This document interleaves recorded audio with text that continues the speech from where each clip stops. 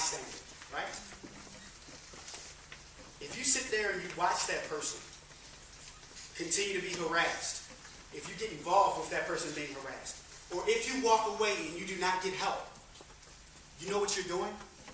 You're coming up empty, okay? And when I say you're coming up empty, you're grabbing air. And what we did, when we stood up and we grabbed air, what did we do? We came up empty. And that's the same thing you do when you watch that person continue to get bullied and you do nothing about it. You come up empty, okay? You're empty in yourself and you're empty for that person because you're not helping anybody out and you're not helping out the situation. You're only hurting the situation. When we grabbed hands and we stood, what did we have? We had unity. We had teamwork. We had commitment. We had love for your brother and your sister, for the person that's next to you and the person that's next to them, and a chain of events that goes on and on and on. I'm saying that to say, stick together. Use each other. The people who are leaders continue to lead and then teach other people how to be leaders as well, so that they don't do such things as leave people hanging or come up empty. Instead, we want to be a team. We want to be together. We want to be united. And believe me, none of us can get anywhere in this world without the love of a brother, sister, friend, parent, companion, or whatever you have. Okay? Understand that? And if you take that with you today, when you leave here, I'm telling you, it'll make you a better person each day of your life. Okay? So now, we want to open the floor up to you guys. You guys can ask me questions. Really, let's try to stay on the topic. But you guys can ask me a couple questions, and we'll present it like that, okay? Yes? I would just like to point out that the most reason why people would bystand is because they're afraid of the bully as well. They just don't want to put themselves in the situation and leave the area so they don't get bullied. What would you do about that? Well, if I was watching a bullying situation, I would help the person out. I would try to devise the situation. I would try to talk to the bullier in reason for them to stop either hitting, kicking, punching, or verbally abusing whoever they were doing it to. If they did not stop, I would immediately go find a coach, go find a principal, go find a teacher, and tell somebody immediately. Now, if the situation ceased and it stopped, and the person that was being bullied came to me and confided in me and said, I'm scared, I don't want you to tell anybody, because this person is going to continue to do this day after day, and it's going to be an ongoing cycle. And I would write it down on a piece of paper. I would turn it anonymously to a teacher or to an adult, and have them deal with it in that way. So that way your name is out of it, and that way the person that's getting bullied is kept in secrecy as well.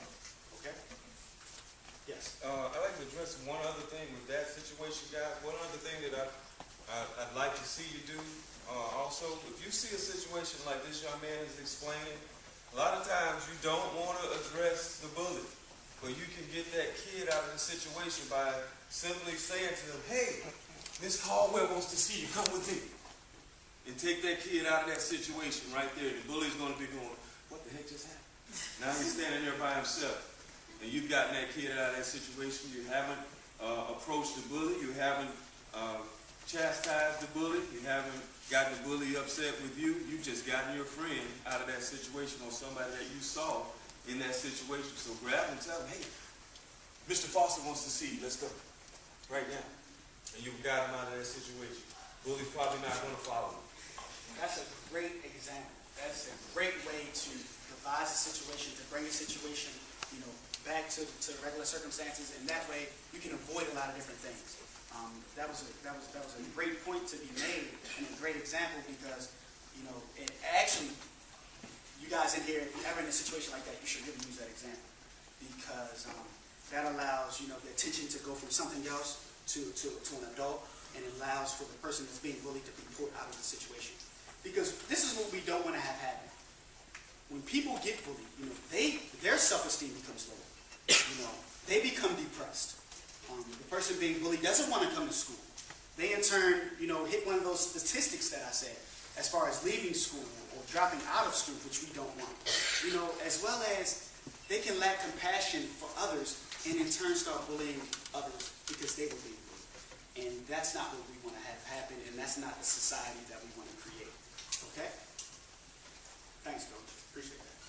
Yes. Can I ask you a football question? Yes. What was it like playing for the Buffalo Bills? Playing for the Buffalo Bills, it was really cold. You're right on one of the Great Lakes. You have 4 Great Lakes. You're right on Erie. So the snow literally blows off the lake and it comes into the stadium and it comes like right where I was living. So every day I had to wake up and go shovel my snow. So that wasn't too good. Yes. What position did you play? Cornerback. Play QB. Yeah. Does everybody know what that is? Yeah.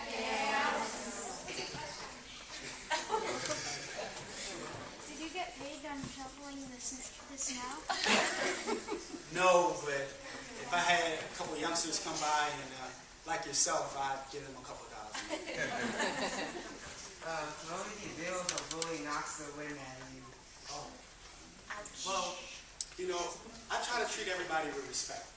So if it was my first time meeting you, you know, I would walk up to you and I would shake your hand, I would smile, and I would be as kind and courteous to you as I possibly could be, because that's what I would want you to be for me. You know, hopefully you wouldn't feel the need to punch me in the stomach. You know, and I would never feel the need to punch you in the stomach.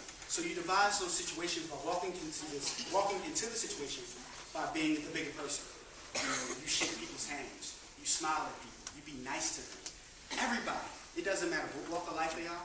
It doesn't matter what disability they have. It doesn't matter if they have a skin disorder or anything.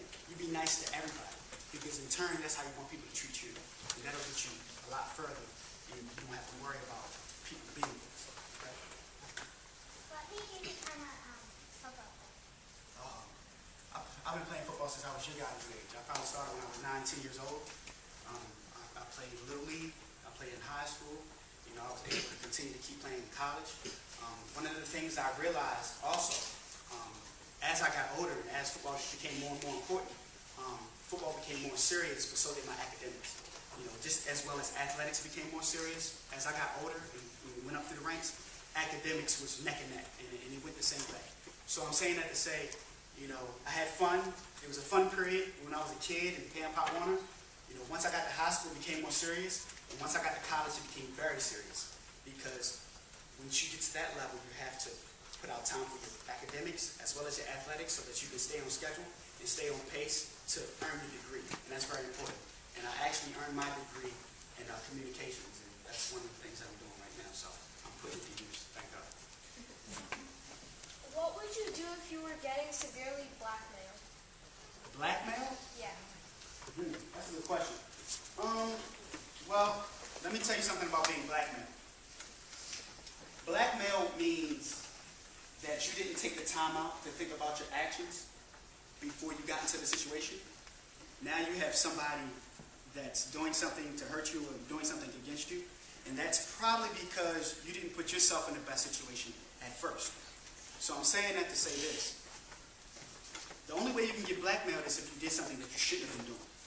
So whatever you did in the past that got you to get blackmailed, you should think about twice doing it next time so that you don't get blackmailed this time. Okay? That means always watching your actions and always watching your surroundings and watching the people around you. Because one thing you have to understand, especially for someone like me, being as though I'm in the light of the public and different types of things like that, you're always being watched. People always have their eyes on you. You know, even when you don't think people are watching, you know, even when you think mom and dad aren't watching and your siblings and your authority figures aren't watching, people always know. People will always find out. And something will always surface, especially if you're doing dirty. Okay? Yes, go. I'll piggyback on you with that, Mr. Eric. In that situation, the young man who asked that question also, guys, also remember, you guys are blessed with having one of the best resources in the world, and that's your parents. So if you find yourself in a situation like that where you've done something wrong, and somebody is threatening you to try to get stuff out of you and say, oh, I'm going to tell somebody that you did that, then you, at some point, you got to do what I call man up. You got to man up or woman up or cowgirl up, whatever you call it. But you have an opportunity right there to go to your parents. Trust your parents. They're going to be with you through thick and thin. So if you've done something wrong, go to them and say, Mom, Dad, I think I made a bad decision, and I need to tell you about it. Okay, and tell them. So right there, what that does right there, that gives you control of that situation again. So now you can go back to that bully who's threatening you to blackmail you, and you can say, you know what? Tell whoever you want to, because I've already told, and I'm making that right. So you don't have any more power and authority over me in this particular situation. All right, so do whatever you need to do. I've already told my parents I'm going to talk to the dean and tell them, and I'm going to fess up to it. And I'm willing to take my consequences, so there's nothing that you can do. And if you do that, you're going to make certain that person, now he has nothing on you, or she has nothing on you, because you've been honest. And that's how we should always do anyway, right? All right, always start with honesty. Integrity and honesty, those are key components to you being a successful individual, period.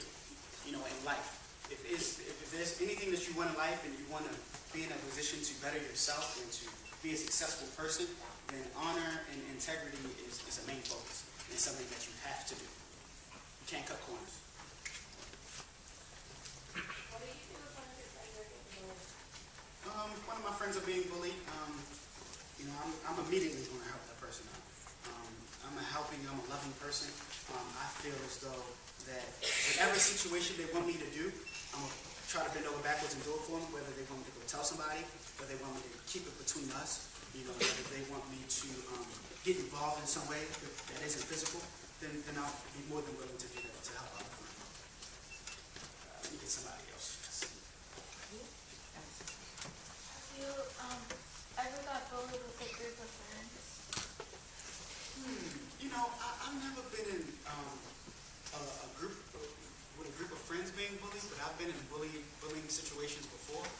One thing I tried to do, like I said, was I tried to take up for myself. I didn't necessarily fight back, but I just kind of stood my ground, and I was very vocal, and I was very stern in my voice and my approach about what I wanted and how I didn't want it to be, affected. And, I just try to stand my ground as much as I can. And if you can't do that, then go tell somebody. There's always somebody that will be willing to help you out and lend a helping hand. Even when you don't think so, even when you think you might have a little despair, you might be down and out, there's always somebody that will be willing to help you out. Okay? Rely on them, and that will help you through. I have two questions. One's about football, one's about bullying.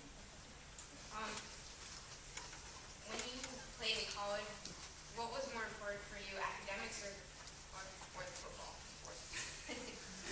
Academics, of course.